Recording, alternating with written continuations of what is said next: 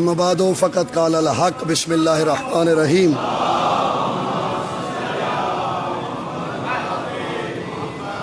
الحمد للہ رب العالمین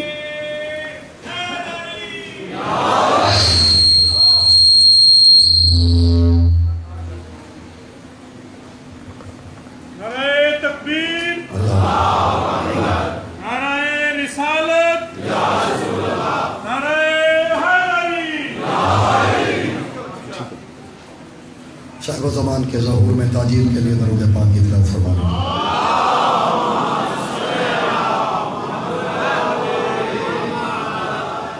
میں نے قرآن کا افتتاحیہ پڑھا ہے، مختلف نام ہیں اس سورت کے، سورہ فاتحہ، سبع مثانی، اسے سبع مثانی بھی کہا گیا۔ قرآن کا افتتاح ہے اس سے، آپ درود پڑھ لیجئے انشاءاللہ ٹھیک ہو جائے۔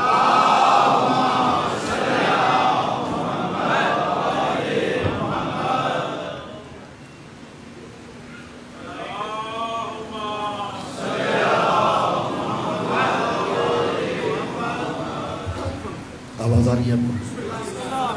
اب امید ہے یہ ڈسٹرب نہیں ہوگا، تھوڑی دیر کے لیے میں آپ کی توجہ چاہتا ہوں تاکہ تمہیدی مراحل میں ابتدائی باتیں ہیں، بھائی آپ اسے ٹھیک کر ہی لیں پہلے۔ آج ہم اس موضوع کا آغاز کر رہے ہیں، تو ظاہر ہے جب آغاز کیا جائے تمہید کے لیے کچھ وقت درکار ہوتا ہے تاکہ پہلے زمین تیار کی جائے۔ آپ تک اگر آواز آ رہی ہے تو سپیکر کے بنا بھی چل رہے ہیں۔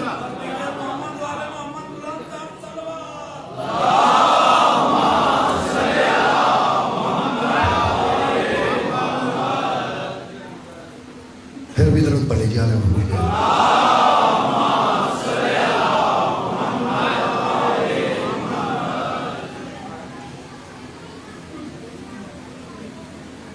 آپ درود پڑھ لیجئے تاکہ یہ ایک ہی دفعہ ٹھیک کر لیں۔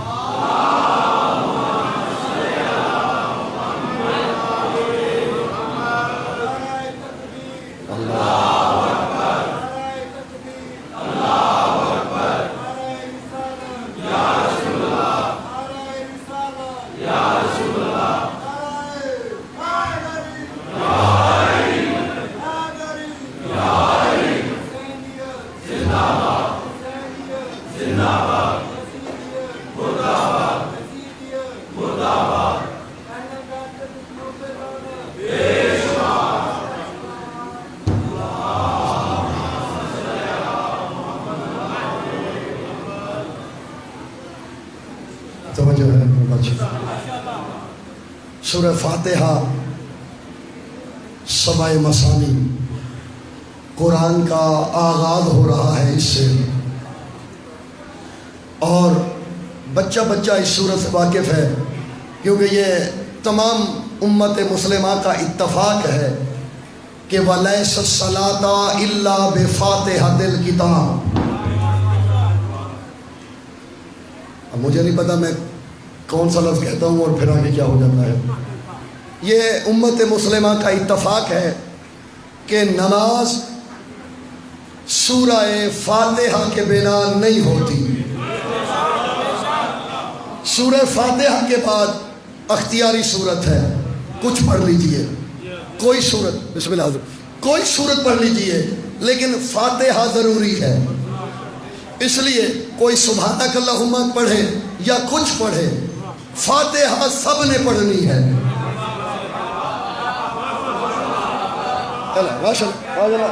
دور دور سے مومنین تشریف فرما ہے۔ حضور فاتحہ کے بنا واجب نماز تو نہیں ہوتی، تو سب جانتے ہیں سورہ فاتحہ اکثریت کو یاد ہوگی، بلکہ بچوں تک کو یاد ہے۔ یہ جتنے دن باقی رہ گئے ہیں کوشش ہم نے یہ کرنی ہے کہ سمجھا بھی جائے کہ فاتحہ ہے کیا۔ کیا ہم صرف پڑھ رہے ہیں یا جان کے پڑھ رہے ہیں؟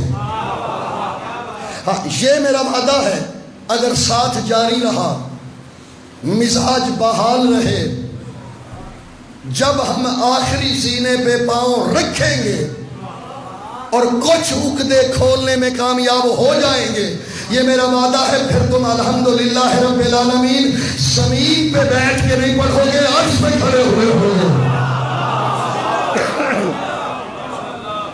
آغاز کر رہے ہیں صحیح، بسم اللہ الرحمن الرحیم، کیونکہ بسم اللہ خود تشریح طلب ہے، میں اسے نہیں چھیڑتا۔ ہمارا موضوع سورہ فاتحہ ہے۔ الحمد للہ رب العالمین، الحمد ہے رب کے لیے جو عالمین کا پالنہار ہے۔ اسے جرأت چاہیے، کچھ لوگ کہتے ہیں کہ یہ خشک موضوعات، خشک نہیں ہوگا اگر آپ بیدار رہے تو۔ الحمد ہے عالمین کے پالنے والے کے لیے۔ لیجئے پہلا جملہ، بخدا۔ زمانہ، میں تو کوشش یہی کرنی ہے کہ چھوٹا موٹا میرا تھاٹ ہے، میں وہی اب تک پہنچاؤں۔ زمانہ ہمیں انتہا پسند کہتا ہے، ایکسٹریمسٹ کہتا ہے۔ میرے جب غیر مسلم دوستوں سے کبھی بات ہوئی تو میں نے ان کو یہی کہا، بھیا ہم سے بڑا لبرل کوئی بھی نہیں، ہم تو روز نماز میں اعلان کرتے ہیں، آغاز یہیں سے ہوتا ہے، الحمدللہ رب العالمین۔ ہمارا رب صرف مسلمانوں کو نہیں دیتا۔ میری بات پہنچ رہی ہے؟ میرے گھر میں تھوڑا تھوڑا شاید خوش لگے، یہ رب العالمین ہے۔ میرا رب اتنا بڑا رب ہے کہ وہ فرعون کو بھی دیتا ہے، سبحان اللہ جی، نمرود کو، شداد کو۔ میرے چوتھے امام سے کسی نے پوچھا، بیدار ہیں؟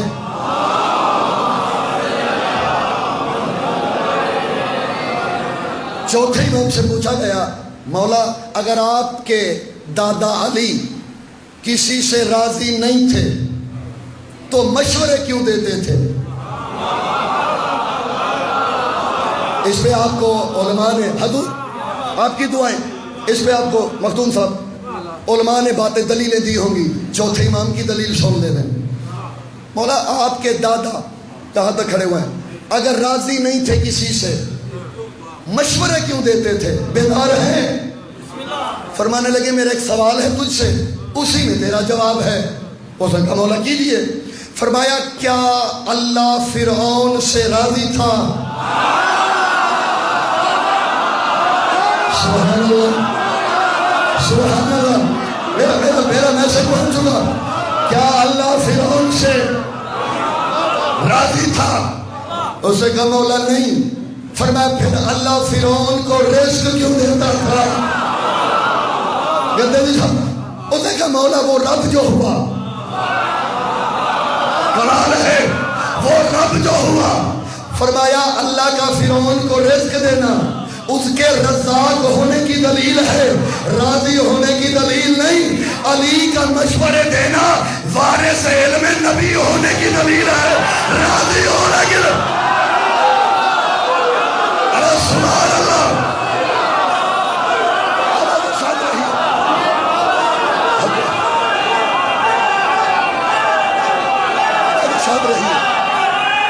حضور سلامت رہیے۔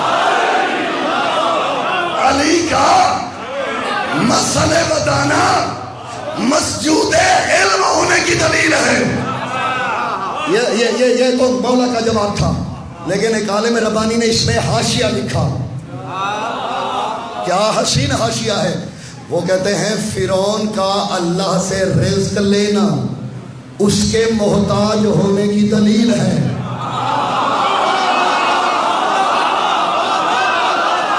میں آپ سے اگر کوئی سوال کرے نا، علی نے مسئلے کیوں بتائے، یہ جواب دینا۔ جسے تم فضیلت بنا رہے ہو نا، وہ فضیلت نہیں۔ فرعون کا اللہ سے رزق لینا اس کے محتاج ہونے کی دلیل ہے. لوگوں کا علی سے مسئلے پوچھنا ان کے جاہل ہونے کی دلیل ہے. ارے سبحان اللہ. جیسے علی کے عالم ہونے کی. سبحان اللہ. جی آپ سے تو دعائیں چاہیے. دعائیں تو جیسے وہ رب العالمین علی امام العالمین. اچھا رب العالمین کو سمجھنے کے لیے عالمین کو سمجھنا پڑے گا. دیکھیے وہ ہے عالمین کا رب. حمد کیوں ہے اس کی؟ کیونکہ وہ عالمین کا رب ہے. اب عالمین سمجھ میں آئیں گے تو حمد کا پتہ چلے گا، ورنہ صرف رٹا ہے. یہ پھر ہمارے پلے. میں نے ڈھونڈنا قرآن سے شروع کیا، میں کیسے پتہ چلاؤں عالمین کیا ہے تاکہ مجھے حمد کرتے ہوئے لطف آئے. تو اس نے کہا تو مجھ تک تو پہنچ نہیں سکتا، میں ایک اپنا تجھ جیسا بنا کے بھیج رہا ہوں. وما ارسلناک الا رحمۃ للعالمین. وہ ہے تجھ جیسا نہیں. اچھا یہ جو حمد ہے نا، حمد للہ نہیں ہے. اللہ آپ کا بھلا کرے. پڑھ لکھے ہوا بیٹھے کیا ہے صحیح؟ سلامت رہیے. حمد للہ نہیں ہے. یہ ہے یہ جو الف لام ہے نا، الف لام جو احباب صاحبان ذوق ہیں، مطالعہ ہیں، اس کے بارے میں مختلف آراء ہیں. 3 الف لام ہوتے ہیں علم نحو میں. میں آپ کو نحوی بھی بنا کے اٹھاؤں گا اگر آپ بیدار رہے تو. حضور 3 الف لام ہوتے ہیں علم نحو میں. الف لام معرفہ کا، الف لام استغراق کا، اور الف لام جنس کا. میرے جانب دیکھیے گا، یا معرفہ کا یا استغراق کا یا. اس صورت میں اتفاق ہے علماء کا کہ یہ الف لام یا جنس کا ہے یا استغراق کا. جس کا بھی ہو معنی ایک ہی بنتا ہے. معنی بنتا ہے حمد کی جتنی بھی ممکنہ اقسام ہیں وہ صرف رب العالمین کے لیے ہے. ایک اور آیت پڑھوں میں، مشہور آیت ہے، ایک مشہور آیت ہے، وہ بھی پڑھوں جلدی، سب کو آتی ہے. بسم اللہ الرحمن الرحیم. یہ الف لام جنس کا یاد رہے یا استغراق کا ذہنوں میں ہے. ایک آیت پڑھنے لگا ہوں. انما یرید اللہ لیذھب. پڑھیے ذرا آیت. اللہ آپ کا بھلا کرے. عنکم الرجسا. یہ جو کمر ہے نا، عنکم رجسا نہیں ہے، عنکم الرجسا. یہ الرجس ہے، یہ بھی جنس کا ہے. یعنی رجس کی جتنی بھی قسمیں ہیں وہ اہل بیت سے دور ہے. سبحان اللہ. میں آپ کو ذرا ایک علمی پیٹرن سے لے کے جانا چاہتا. رجس کی جتنی قسمیں سب اہل بیت سے. اچھا اہل بیت میں اختلاف ہے امت مسلمہ کا، ہمیں کبھی شک نہیں ہوا. دیکھیے لوگ اپنے من چاہے بندے داخل کرتے رہتے ہیں. مولوی اسماعیل صاحب کا نام کس نے نہیں سنا ہوا؟ ان سے کسی نے سوال کیا صحابہ افضل ہیں یا اہل بیت؟ مولانا اسماعیل صاحب، مولانا اسماعیل تھے، کہنے لگے صحابہ افضل ہیں یا اہل بیت؟ مولانا اسماعیل کہتا ہے کتابوں کے حوالے نہیں دوں گا، سادی سی بات ہے. کوئی بھی بندہ وہ بننے کی کوشش کرتا ہے جو منصب اس کے پہلے منصب سے بڑا ہو. کوئی بھی بندہ منصب وہی لیتا ہے. بھائی ایم اے والا میٹرک کے لیے بھاگ دوڑ کرے گا؟ میٹرک والا ہی بھی یہ کرے گا نا. وہ کہتے ہیں سادی سی بات ہے، اگر تو اہل بیت نے صحابہ بننے کی کوشش کی ہے تو صحابی افضل ہیں، اگر صحابہ نے اہل بیت بننے کی کوشش کی ہے تو پھر اہل بیت. حضور اس میں اس میں اختلاف کیا امت نے کہ میاں کون کون شامل ہے اہل بیت میں. اچھا میں 10-12 منٹ لیٹ ہوا وہ میں ایکسٹرا پڑھوں گا. حضور اختلاف یہ ہوا کہ اہل بیت میں کون کون شامل ہے، لیکن جس نے جس کو شامل کیا، دیکھیے بندے زبردستی. یہ ہمارے ایک دوست ہے یو کے سے، انگلینڈ سے، خوجا فیملی سے. اچھا یہ بات میں ان کی اجازت سے سنانے لگا ہوں، ورنہ میں کبھی نہ سناتا. دیکھ راز ہوتا ہے تو انہوں نے مجھے کہا اجازت دی کہ آپ سنا سکتے ہیں. تو میں شام میں طالب علم تھا دماسکس میں، سیریا میں، اور وہ زیارت کے لیے آتے تھے سال میں 3-4 دفعہ. میرا دوستانہ تھا ان سے، تو وہ ان کا ہر دفعہ ایک مسئلہ بنتا. تو ایک دفعہ ان کی جو زوجہ تھی وہ میری بہنوں کی طرح تھی. انہوں نے مجھے کہا کہ علامہ عمر میں آپ ہمارے چھوٹے بھائی ہو لیکن منصب سے بڑے بھائی ہو، آپ کی بات میرے ہسبینڈ بہت مانتے ہیں، تو آپ اس کو ایک بات سمجھائیے. وہ خوجا فیملی ہندوستان میں. تو میں نے کہا بہن بتائیے. انہوں نے کہا اصل میں یہ مجھے گالیاں دیتے ہیں اور یہ پنجاب سے ہیں اور یہ کہتے ہیں کہ پنجابی گالیاں بہت دیتے ہیں. یہ کہاوت ہے، لوگوں نے یہی کہا ہوا ہے پنجابی گالیاں دیتے ہیں. اور میں نے کہا میں انہیں آج روکتا ہوں، بی بی کے حرم میں جائیں گے، میں وعدہ لوں گا کہ آج کے بعد وہ آپ کو، میں نے کبھی لطیفے ممبر سے نہیں سنائے، جو سنا رہا ہوں 2 منٹ کے بعد پتہ چلے گا کیوں سنا رہا ہوں. میں نے کہا میں آج حرم میں جائیں گے، میں وعدہ لوں گا کہ آج کے بعد وہ علی کا غلام ہو. اس کی زبان کیسے گندی ہو سکتی ہے؟ مجھے وعدہ ہے کہ وہ بعد آ جائیں گے. انہوں نے کہا میں نے آپ کو کب روکا کہ گالیوں سے روکیے انہیں؟ میں نے آپ کو روکا ہے؟ ان کو کہتے دیتے رہیں گالیاں، مجھے کوئی پرواہ نہیں. تو میں نے کہا بہن مسئلہ کیا ہے؟ انہوں نے کہا مسئلہ یہ ہے مجھے پنجابی نہیں آتی، ہندی بھی تھوڑی تھوڑی آتی ہے، اردو، تو میں اپنی وہی جو گجراتی ہے وہی بولتی ہوں. تو میں نے کہا بھائی لڑائی کیا ہے پھر؟ انہوں نے کہا مسئلہ یہ ہے یہ گالیاں دیتے ہیں، میں کہتی ہوں دیتے رہو، مجھے کون سا سمجھ آ رہی ہے، لیکن مجھے دکھ اس بات کا ہے جب صلح ہوتی ہے تو یہ انہیں انگلش میں ترجمہ کر کے بتاتے ہیں اس دن والی گالیوں کا مطلب یہ تھا.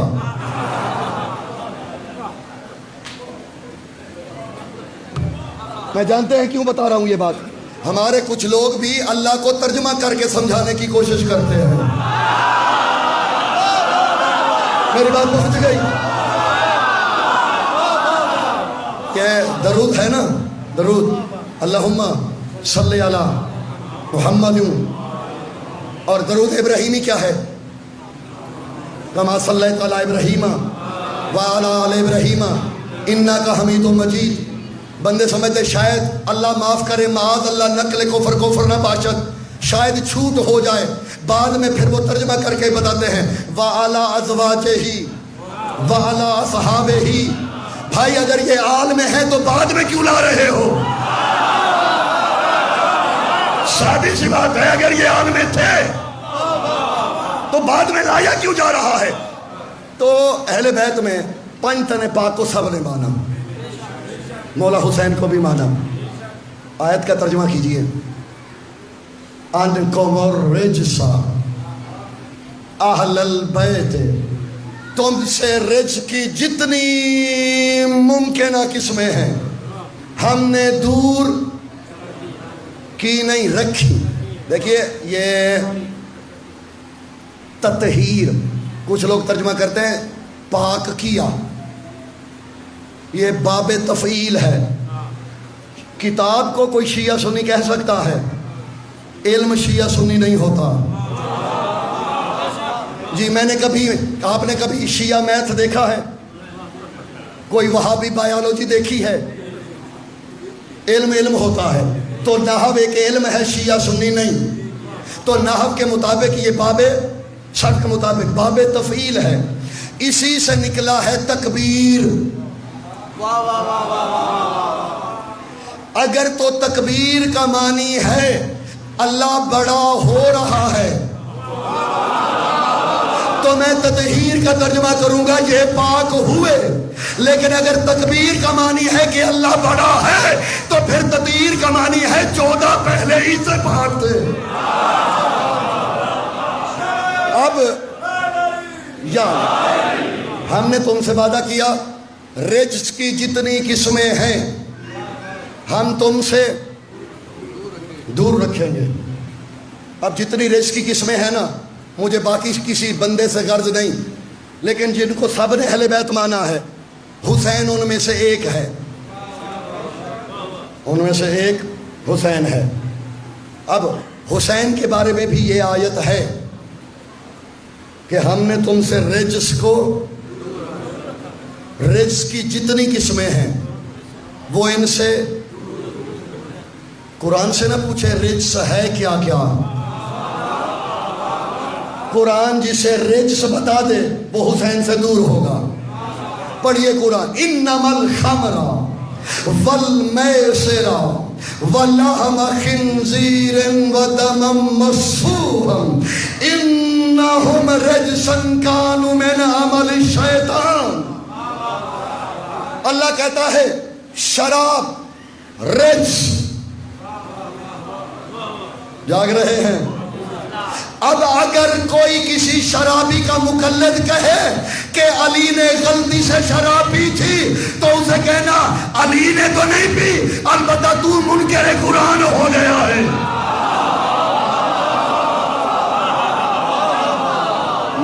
میں نے اپنے معیار پہ جوابات دینے ہیں. شراب رجس، اہل بیت سے سور کا گوشت، جوئے کے تیر اور رگوں سے اچھل کے نکلنے والا خون. میں حاضر ہوں، جہاں نہیں سمجھیں گے میں خود آؤں گا آپ کی غربت میں انشاءاللہ. دمم مسفوح اسے فقہ کی زبان میں خون جہندہ کہا جاتا ہے.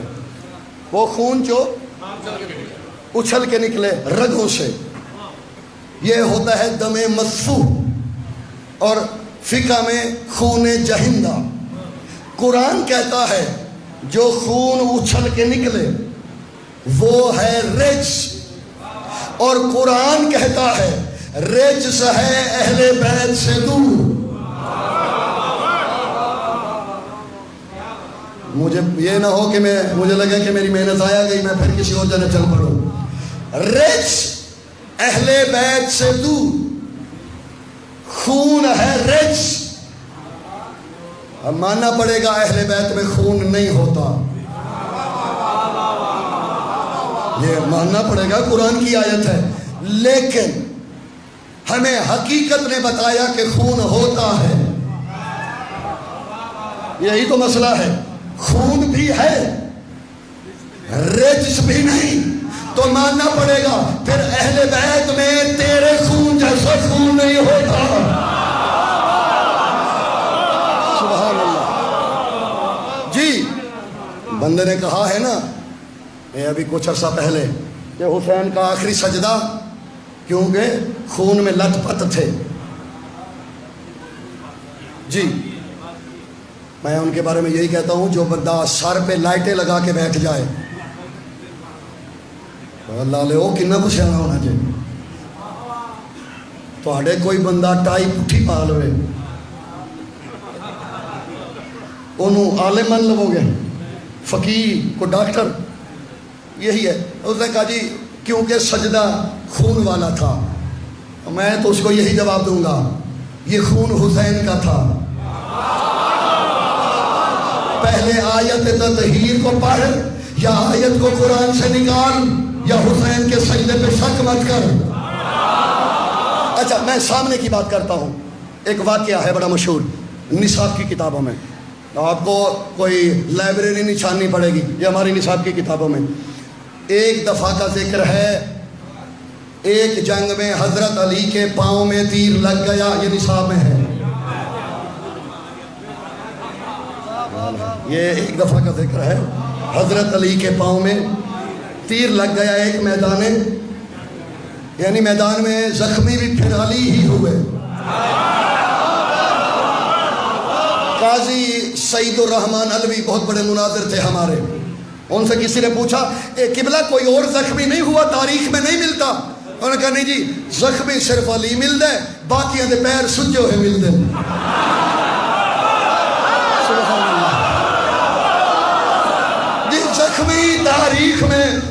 صرف علی ملتا ہے۔ پیارے بچوں، ایک دفعہ کا ذکر ہے، علی کے پاؤں میں تیر لگ گیا۔ لوگوں نے کہا نکالیں گے تو تکلیف ہوگی، نبی کے پاس ہے، یا رسول اللہ کیسے نکالیں؟ فرمانے لگے علی جب نماز میں کھڑا ہو، واقعہ سنا ہوا ہے آپ کا، جب علی نماز میں کھڑا ہو تو نکال لینا۔ پھر دوہرا دیتا ہوں، علی جب نماز میں جائیں، ہمیں کانٹا چبھ جائے نا بہانہ بن جاتا ہے، فرماتے جب علی نماز میں ہو، اس کا مطلب ہے تیر پاؤں میں لگا ہوا ہے، علی پھر بھی نماز گھر میں نہیں پڑھ رہے،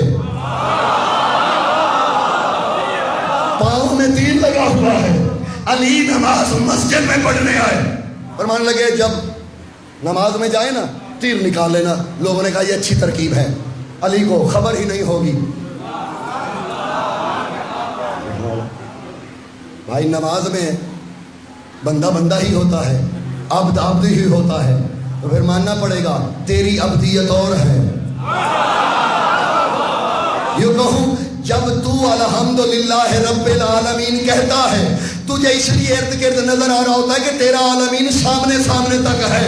علی کا عالمین جب کہتے ہیں الحمدللہ رب العالمین، علی کی نگاہ میں ہر عالم کا ہر ذرہ ہوتا ہے۔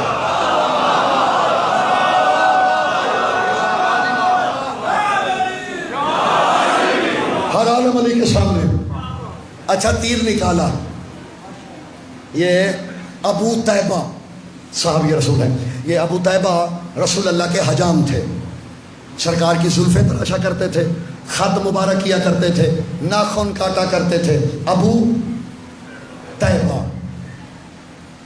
یہ ابو طیبہ ہی کو حکم فرمایا تھا اکتشاوری وانقسما بین راسی، اور میں ابو طیبہ میرے بال ایسے کاٹ کہ درمیان میں دو حصوں میں تقسیم ہو جائیں۔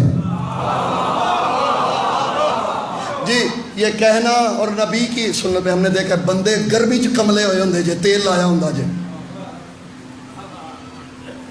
بال یہاں تک یا کندھوں تک، نبی کی سنت۔ لیکن یہ کسی کو توفیق نہیں ہوئی، کبھی یہ بھی بتا دے بھائی پیچھے کرنا تو نبی کی سنت، یہ درمیان میں تقسیم کرنا کیوں سنت ہے؟ یہ پیچھے جو کیے ہیں، جب ابو طیبہ کو یہ حکم دیا، قاضی عیاض نے یہ راز کھولا، وہ کہتے کیونکہ نبی تھے عادل، نبی کے دو بیٹے تھے، دونوں کو کندھوں پہ بٹھاتے تھے، زلفیں اپنی باغ بنا کے ہاتھوں میں دیتے، اس لیے برابر میں تقسیم کیا۔ تو ابو طیبہ نے تیر نکالا۔ آپ سے سوال ہے، جب تیر نکلا خون نکلا ہوگا یا نہیں؟ مصلے میں گرا ہوگا۔ اب اسی واقعے میں یہ بھی تو ہونا چاہیے، جب خون مصلے پہ گرا نبی نے کہا ہو یا علی اب نماز دوبارہ پڑھو، بنتا تو یہی ہے، یہی کہا ہو کہ اب نماز دوبارہ پڑھو۔ نبی کا خاموش رہنا اور مصنف کا واقعے کو یہاں ختم کرنا اس بات کی دلیل ہے صحابہ کا خون اور تھا، اہل بیت کا خون اور۔ سلامت رہیے۔ الحمدللہ رب العالمین۔ تمام حمد کی قسمیں عالمین کے رب کی ملکیت ہے، کوئی حمد کے لائق نہیں سوائے اللہ کے۔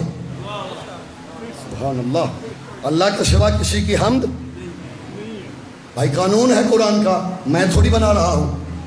حمد کی جتنی بھی قسمیں ہیں نا وہ صرف اللہ کے لیے۔ اب یہ اللہ کی مرضی، اگر وہ کسی کو محمد کہے، جی اگر اللہ کہہ دے محمد، اور پھر محمد بھی تو سخی تھے، انہوں نے کہا میری حمد میں نے تجھے دی، تو محمد، انہوں نے کہا پھر میں اکیلا نہیں، کلوں نے محمد۔ سبحان اللہ۔ اب حمد کی جتنی بھی اجناس ہیں وہ خالق سے مخلوق تک سفر کرتی کرتی کلنا کی منزل پہ ٹھہری. عزیزو ذرا تصور تو کرو کیا منظر ہوگا جب کوئی محمد کہہ رہا ہو تو حمد کے لائق ہے.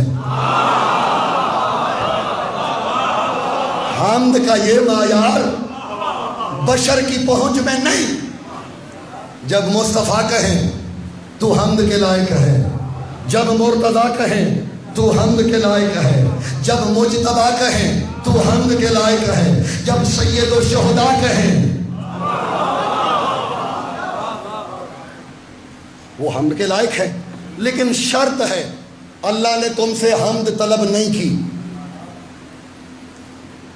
وہ لگائے وجہ بتائی ہے, صرف حمد نہیں چاہیے,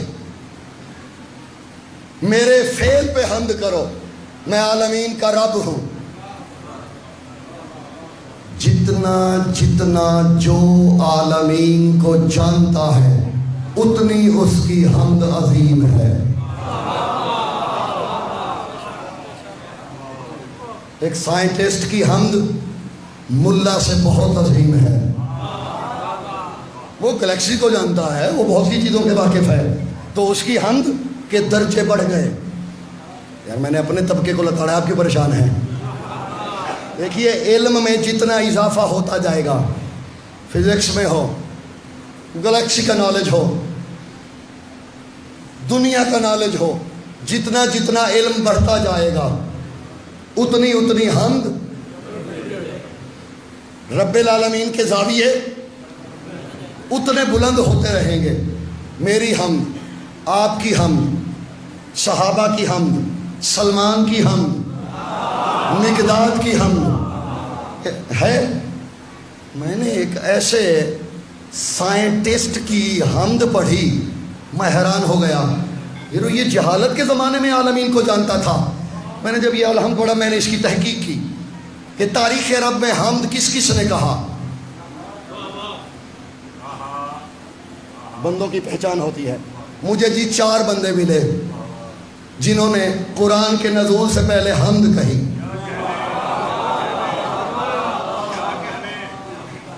اب ظاہر ہے اگر تسلسل چاہیے تو پھر درمیان میں کبھی کبھی خشک باتیں بھی آ جائیں گی. مجھے حضور پوری تاریخ اسلام میں, تاریخ عرب میں 4 بندے ملے. ابو جبیرہ جہمی پہلا بندہ, اس نے حمد کی لیکن اللہ کی نہیں. اس نے کہا وَحَمِدْتُ الْمَحْمُودِ اللَّوْتُ وَالْمَنَوْتُ وَالْعُزَّى. اس نے جملہ حمد تو کا کہا. حمد تو ہے چھوٹی, آپ کی پریشان ہو گئے بھائی. اس نے حمد کی لات و مناد و عزا کی, لیکن حمد تو کہا. اس کے بعد قسام بن جہل التمیمی, اس نے اپنی ایک غزل میں حمد کی. اس نے کہا وَيُسْتَحِقُّ ذَلِكَ الْجَسَدُ أَن يَحْمَدُ. کسی کے بندے کے بارے میں پورا شعر بھی نہیں پڑھنے لگا, کسی کی جانب اشارہ کر کے کہا کہ اس کو دیکھ کے دل کرتا ہے اس کی تعریف کی جائے. اس نے یحمدو کہا. تیسرا بندہ وہ ہے علی کا بابا. علی کے بابا کے لہجے میں قرآن کی وسعت تھی. سب سے پہلے ابو طالب نے کہا الحمدللہ الذی, باقی ادھار رہا.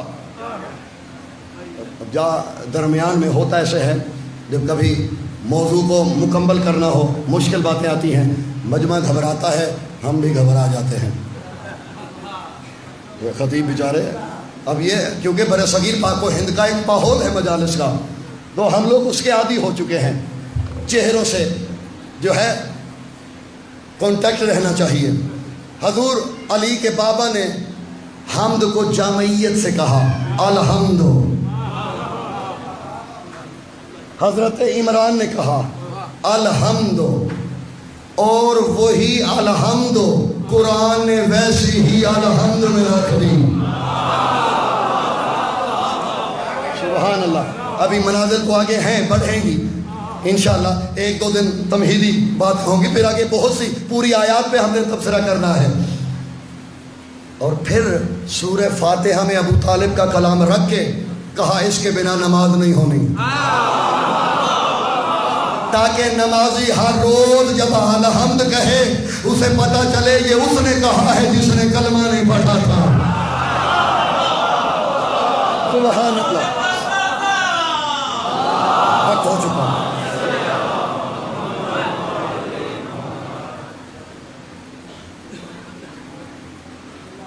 ایک بات آئی ہے سامنے، 2-3 منٹ لگ جائیں گے، کر دوں.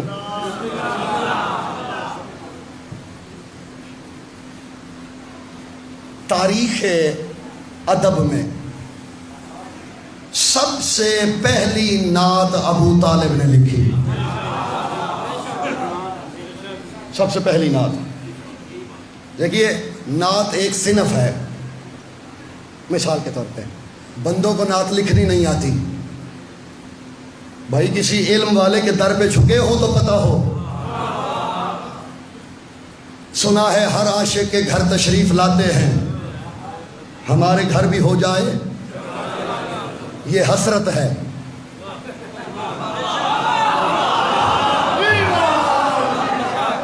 کوئی لکھنے والا بیٹھا ہے اگر تو اردو ادب سے شغف ہو کسی کو، یا نوجوان اگر کوئی بھی ہمیں اردو ادب کا کوئی واقف ہو، حضور یہ حسرت ہے، نعت نہیں.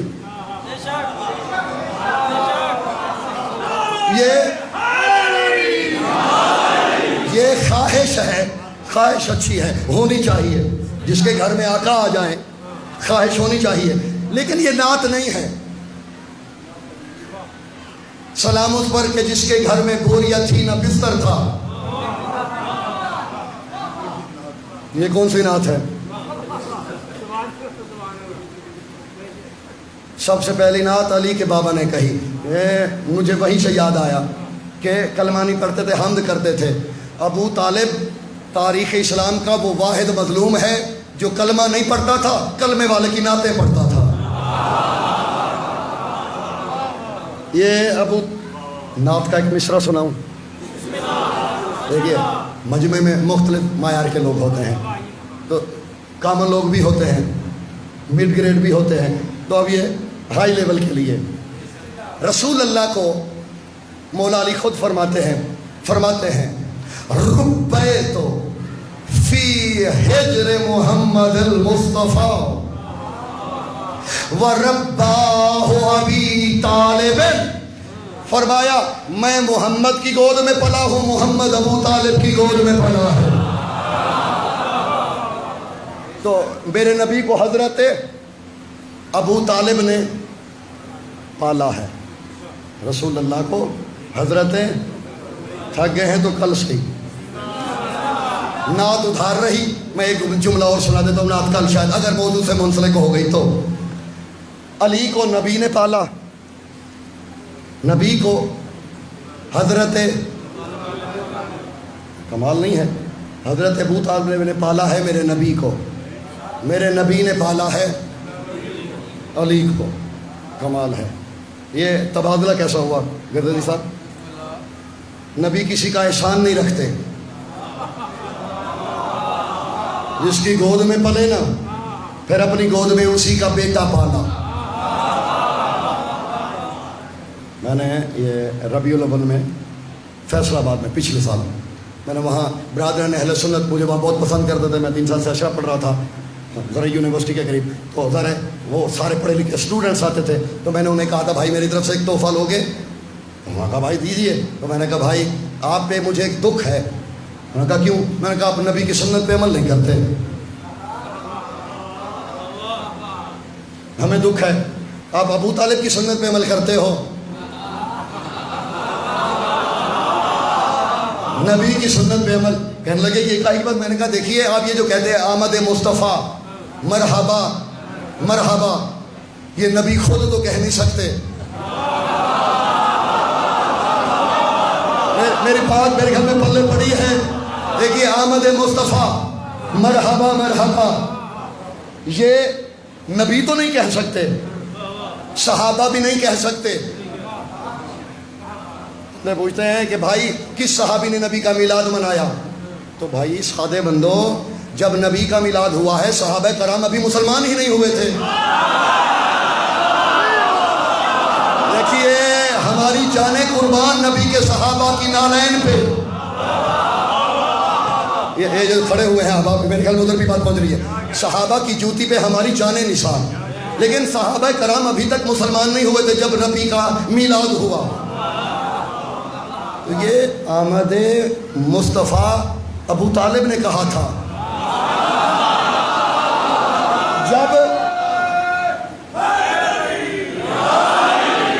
جب اطلاع ملی نا کہ نور آیا ہے, فرماتے ترحب بک یا سیدی و مولائی.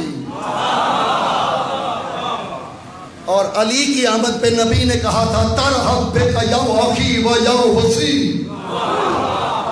بہر تو نبی نے پالا, زحمت تمام ہوئی, گھر میں پالا.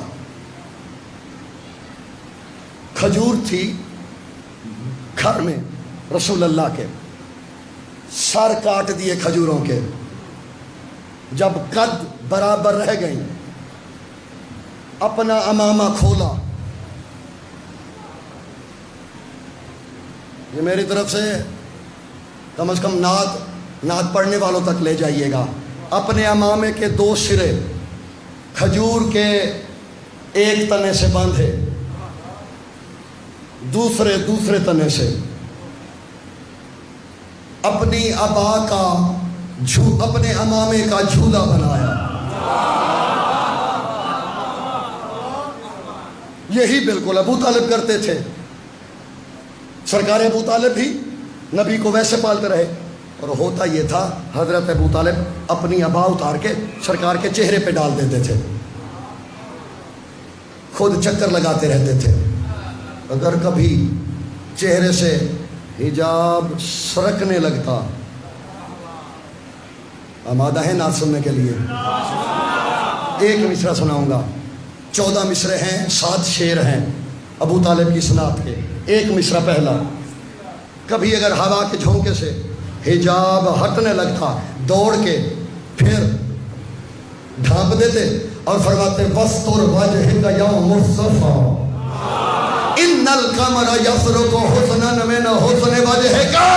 علی کے بابا سے نعت کہنے کا سلیقہ سیکھو. چہرہ ڈھانپ کے کہتے ہیں مصطفیٰ چہرہ چھپا لے, چاند تیرا حسن چرا رہا ہے.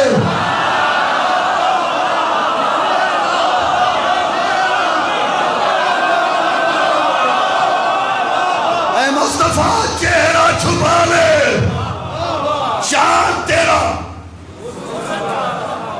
باقی پھر صحیح کبھی کبھی موضوع ہوا تو الحمدللہ رب العالمین. جیسے جیسے رتبہ بڑھتا جائے گا حمد کی معنویت بڑھتی جائے گی. لیکن حمد نبی نے بھی کی, حمد علی نے بھی کی, لیکن خنجر کے نیچے حمد کرنا حسین کی ضرورت ہے.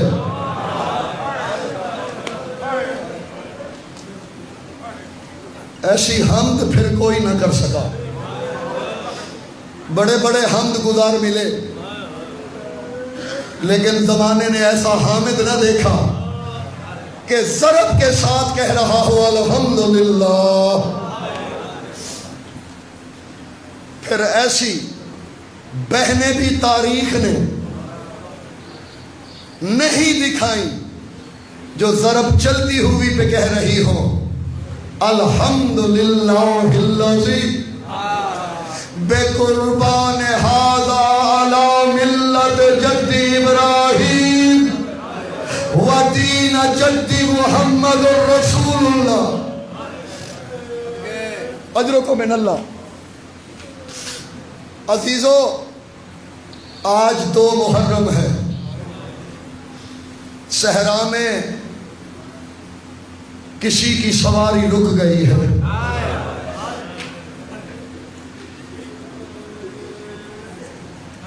جو روایت کے لفظ وہ یہ ہیں، تریمہ توڑ کے آیا ادی بن حاتم کا بیٹا، تریمہ، مولا روک گئے، وجہ، فرمایا تریمہ تھوڑی سی مٹی دینا، تریمہ نے مٹی کی مٹھی بھری، امام نے اپنے ہاتھوں میں لی، لفظ یہ ہے فشم الامام فسترجع ثلاث مرات انا للہ و انا الیہ راجعون۔ امام نے سونگھا، فرماتے ہیں تریمہ عباس کو حکم دو محمل بٹھائے، ہماری منزل آ گئی۔ عزیزو محمل بٹھائے گئے، علی کی بیٹی نے کہا فضا میرے غازی کو بلاؤ، دوڑتا ہوا آیا، ملکہ آپ نے بلایا، فرماتے عباس میرے حسین سے کہو جتنی جلدی ہو یہاں سے چلے۔ ملکہ وجہ، فرمایا غازی جب سے یہاں محمل رکے ہیں نا مجھے کسی بی بی کے بین سنائی دے رہے ہیں، کوئی بی بی ہے جس کی آواز اماں زہرا سے ملتی جلتی ہے، وہ کہہ رہی ہے واہ حسینہ واہ مظلومہ واہ غریبہ۔ اجرکم من اللہ۔ والی کربلا زین سے اترے، خود آئے، کہنے لگے بہنا ہا هو المقام الذی قد وعدنا، یہ وہی مقام ہے جس کا نانا سے وعدہ کیا تھا۔ بی بی کہتی ہے حسین، پھر شریکت الحسین ساتھ ہوں آپ کے۔ میرے مولا نے کہا تریمہ جی مولا، گھوڑے پہ بیٹھو، دائیں بائیں گھوڑا دوڑاؤ، قریب کوئی قبیلہ ہو ان کو بلا کے لاؤ۔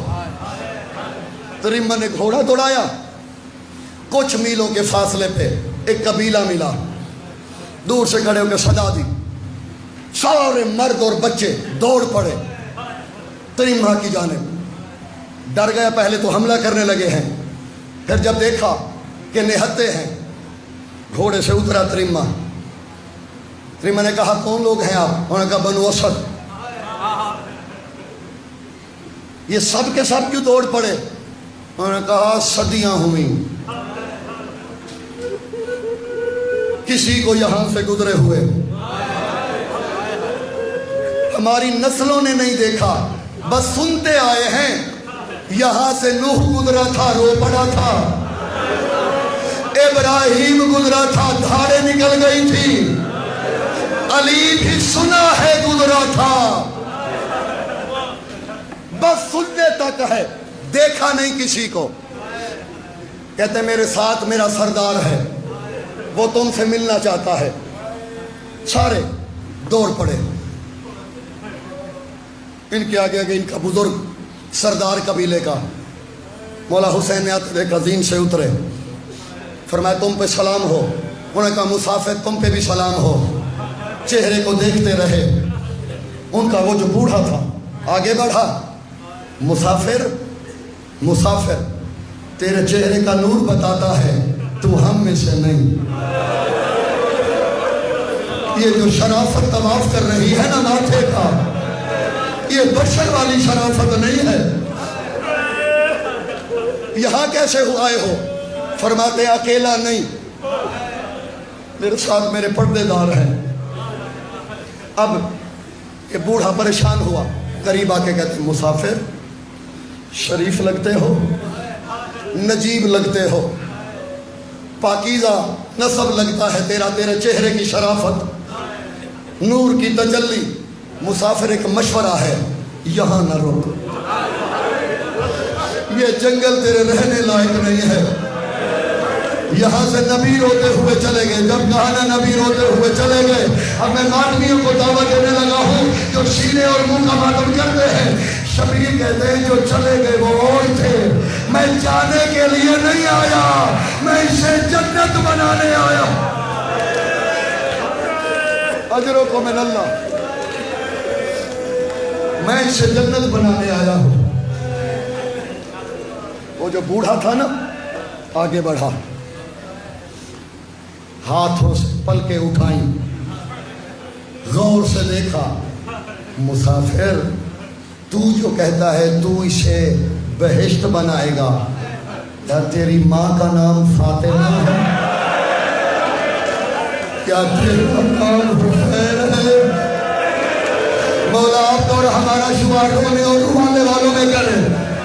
میں اس منبر سے دعا کر سکتا ہوں، ان بلند ہوتی آوازوں پہ اللہ کی رحمت کا نزول ہو، حسین کی اماں کے رومال کا حصہ بنے یہ آنسو، کہنے لگے ہوں ہاں میں فرزند زہرا ہوں، قدموں میں گر پڑے پھر ہمیں معافی دے دے۔ فرماتے زمین بیچو گے؟ کہتے تیری ماں کا حق محل ہے، ساری لے جا۔ بس میں نے کبھی زحمت دینے کی کوشش نہیں کی، میں مصحبہ پر عبادت کے لیے پڑھتا ہوں، بس چھلکی آنکھیں میں نے تمام کیا، کوشش کر رہا ہوں ہر آنکھ ثواب میں شامل ہو۔ فرماتے ہیں نہیں، ہم نے خریدنی ہے، ہمارے بعد ہمارے شیعہ آئیں گے یہاں، حسین کو پسند نہیں ہے میرا زوار کسی کا مہمان بنے۔ عزادار و ماتمی و سادات و مومنین، میں نے جب یہ روایت پڑھی نا سیدادہ جو سادات بیٹھے ہوئے میں نے چھلی، یقین کرے میری ہچکیاں بند گئی تھی۔ میں بی بی کے حرم کے صحن میں بیٹھا تھا جب پہلی دفعہ مجھے گفٹ ہوئی یہ کتاب، جب میں روایت پڑھی، روایت عجیب ہے، زمین خریدی، آپ نے سنا ہوا ہے، سودا ہوا، قیمت دی، اکبر کے نام کروائی، پھر فرماتے بنی اسد والو یہ زمین میں تمہیں ہبہ کرتا ہوں۔ کہتے مولا جب خرید ہبہ کرنی تھی خریدی کیوں؟ فرمانے ہبہ اس لیے کر رہا ہوں میری 3 شرطیں ہیں۔ مولا بتائیے؟ فرمایا پہلی شرط اس زمین پہ کھیتی باڑی نہ کرنا، دوسری شرط ہماری شہادت کے بعد کچھ عرصے کے بعد ہمارے چاہنے والے آئیں گے، انہیں ہماری قبروں کے نشان بتا دینا۔ قربان تیری جوتی پہ زہرا کے سخی بیٹے غربت میں بھی اپنے نوکروں کو نہیں بھولا۔ حسین کہتے تیسری شرط یہ ہے 3 دن میرے زواروں کو مہمان رکھنا، انہیں کھانا بھی کھلانا، انہیں پانی بھی پلانا، خبردار میرے زائرین کو کوئی تکلیف نہ۔ اجرکم من اللہ، مولا جزائے خیر دے آپ کو۔ آوازیں بلند ہوئی، مولا وعدہ کیا، میں نے چھوڑ دیا سارا۔ آخری روایت، ترمہ بن ادئی کا ہاتھ پکڑا،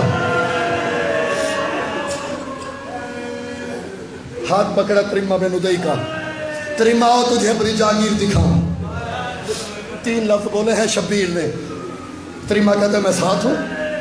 ایک جگہ پہ رکے، فرماتا ہے ہاذا رماخ دمائنا، 2 قدم چلے، ہاذا مناکو رکابنا، ہینا سکتا ابنی ان جرس سرفر سے ہی، ہینا کو دیال یدام، ہینا فن کا سنکا سے ابن الحسن۔ ترمہ کہتے ہیں حسین چلتے آ رہے ہیں، روتے بھی آ رہے ہیں، کہتے ہیں ترمہ یہاں میرا خیمہ لگے گا، یہاں میری بہن کا خیمہ ہوگا، یہاں نیزے سے چادر اتاری جائے گی، ترمہ یہاں اکبر زین سے اترے گا، ترمہ یہاں قاسم پامال ہوگا، ترمہ یہاں تو بازو کٹیں گے۔ بس میں اسی جملے پہ ماتم کیجئے گا، اجازت دیجئے گا۔ ترمہ کہتے چلتے ایک جگہ پہ آئے، حسین نے رخ پھیرا، کہتے ترمہ اب دور چلا جا، اب نہ دیکھنا، اب دور چلا جا۔ مولا ہر جگہ دکھائی، یہ کون سی جگہ ہے؟ فرماتے یہاں میری ماں زہرا اپنے بالوں سے میری مقتل صاف کر رو رو کے گئی۔